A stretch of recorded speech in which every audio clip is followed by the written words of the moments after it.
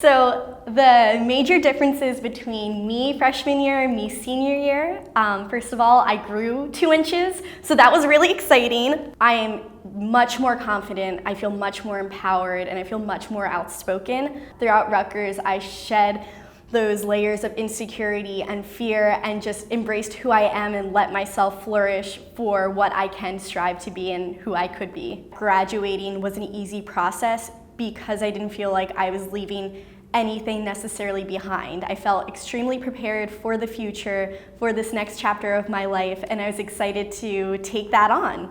I double majored in psychology and women and gender studies, and I minored in international and global studies. The women and gender studies department was just life-changing to me. They understand that we as women and gender studies students and feminist scholars have a lot to offer to the world and have a lot of potential to change the world. So I was fortunate enough to be in the Lloyd C. Gardner Fellowship Program, and it explores public policy and leadership.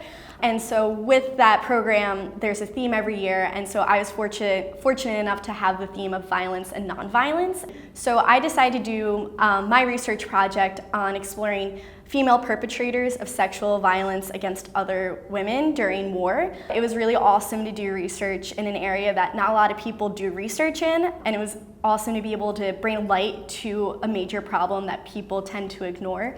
So I was very proud of myself for that. The dream job would be to help run a non-governmental organization or work with the United Nations to end sexual violence and conflict, and to help the people who survive sexual violence establish healthy, safe lives. I do want to be a professor, but I want to be a professor when I have more life experience behind me. So if I'm like 60 and a crazy kooky professor who can bring all these different experiences into the classroom, like that would be the dream. Life can just be crazy and terrifying.